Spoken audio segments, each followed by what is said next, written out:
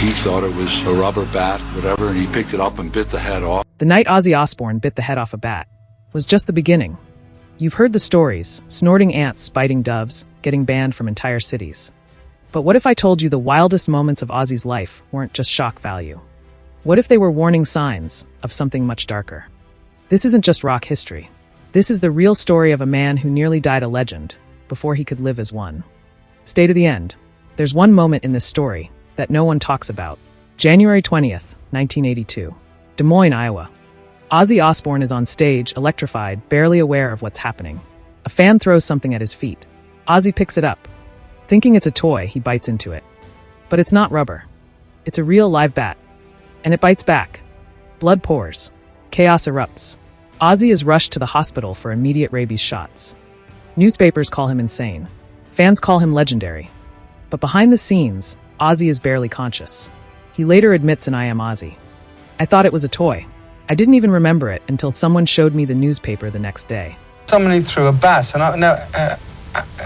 to find someone that goes to a concert with a bat in a real bat, you always get the joke ones, you know, you get like the rubber ones you buy from the corner joke shop. And I thought, oh, this will be good. Bit into this bat. You bit it? The moment becomes myth. But the truth? Ozzy was so intoxicated, he wasn't even in control of his body, let alone his image. A year earlier, Ozzy walks into a CBS Records meeting with doves in hand. It was meant to be symbolic, a gesture of peace and fresh beginnings. But that's not what happened. With no warning, he grabs one of the doves and bites off its head. Blood drips onto the shocked exec's suits. The room is frozen. Sharon Osbourne later says she was mortified. Ozzy, he barely remembered it. The bat was wild. But this was the first clear sign something was wrong. No one tried to stop him. They just watched. Greater than 1982. Ozzy's on tour in Texas. He wakes up confused, disoriented, still high. His clothes are gone. Sharon hid them to stop him from going out.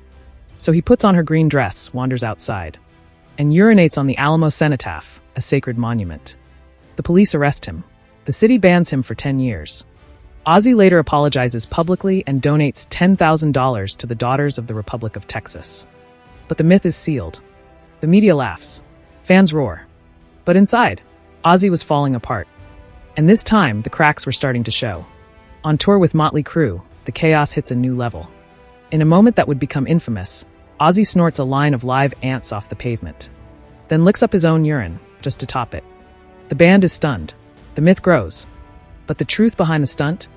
Ozzy was so lost in addiction, he wasn't doing it for attention. If you have any drugs or any alcohol, give me some. He was trying to feel anything.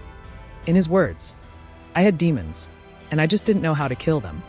These weren't performances. They were survival acts. Throughout the 80s and 90s, Ozzy overdosed countless times. He collapsed backstage. He lost close friends. Then in 2003 came the crash.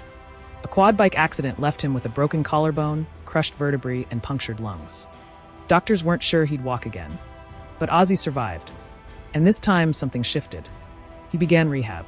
Slowly, quietly, he started talking about mental health, about pain, about addiction. For the first time in years, Ozzy Osbourne was trying to come back to life. Ozzy's craziest moments weren't staged.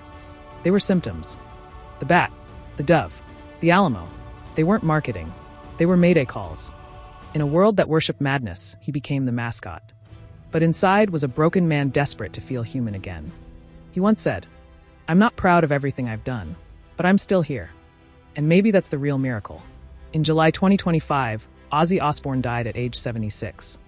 The world remembered the madness, but they also remembered the man who outlived his reputation. His final years weren't about chaos, they were about truth. Ozzy opened up about Parkinson's, trauma, and family. He became a voice for those fighting silent battles. And for once people listened. Ozzy didn't die as a monster.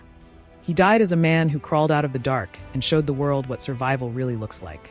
The next time someone tells you Ozzy Osbourne was just a crazy rock star, tell them this story. Because sometimes the most legendary madness hides the most human pain. And sometimes survival is the most rock and roll thing of all.